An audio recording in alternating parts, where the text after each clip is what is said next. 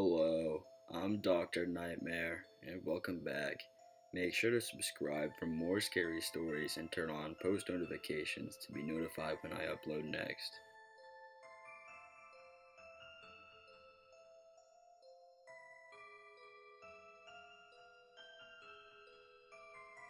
It was a normal night at my grandma's house. My cousin and I were running around, causing a ruckus. As usual, our grandma would tell us that it's 9 o'clock and it's time to settle down. So we settled down for maybe 10 minutes before we were running around again.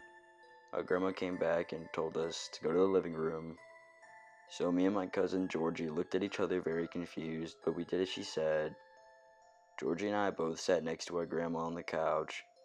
She had these weird dolls on the couch. At the time, they didn't freak me out. The fact that they never crossed my mind until she told us this story about this one doll she had. Why the hell did she have dolls? I wish I could tell you. But anyways, this is the one doll that confused me. This doll was always sleeping. My grandma told us that if we were up any later and being loud that we would wake up the doll.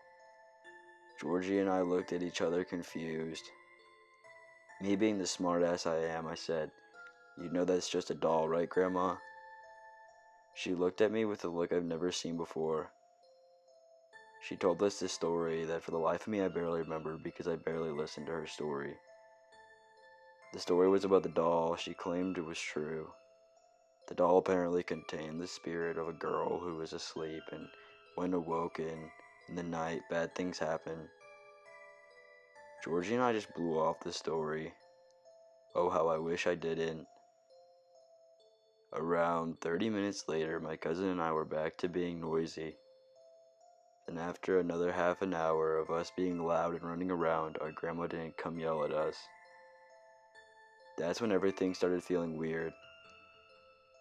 The big family room we were in was growing colder, so we turned off the fan, but it was still eerily growing colder. Georgie started talking about the doll, and I told him to stop it or else we won't go to sleep. So we sat there in awkward silence for a few minutes before we heard stomping in the house. We knew it wasn't our grandma, as she's only 5'5" and probably no more than 130 pounds. At the time, Georgie and I were pissing our pants. The family room became so silent that I could hear both of our heartbeats. Then the lights flickered for a few seconds before they shut off. When they shut off, I think I might have actually pissed myself. After being off for a minute, they turned back on. Then that damn doll was on the couch behind Georgie. But it looked different. Now it was sitting up. Its face was more white than before, and its eyes were wide open. It had bloodshot. Georgie and I were both scared and ran to the living room door, only to find out it was locked. We both thought instead of sleeping next to that creepy ass doll, we would go to the backyard and sleep on the trampoline. So we went out the other door and the family room into the backyard. Then in the sewer next to the creek and by my grandma's house, we heard a scream. This scream wasn't like any other scream I have ever heard. So I looked at Georgie, but he didn't move. His eyes were locked on the sewers. I asked him what the fuck he was looking at. Then he asked me if I saw her too. I then yelled at him to stop fucking with me, but then I looked where he was looking. It was a little girl. Then I turned to look at Georgie, but he wasn't there. Then I went back to look at the girl. She was gone.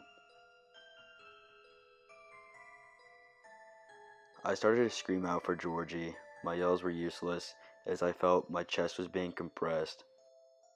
I felt as I was in a soundless box. Then I heard the screams again, but in the forest behind my grandma's house. So I walked to the fence that separates the forest from the backyard and yelled for Georgie, and then I saw a little girl running at me. Then right behind me, Georgie tapped my shoulder and yelled at me to run. We both ran faster than ever back to the family room. Waiting for us was our grandma. She was standing in the doorway of the locked door. Her eyes were all black and holding the sleeping doll as if it were a sleeping baby. She yelled something at us. It sounded like Latin, but I'm not no expert.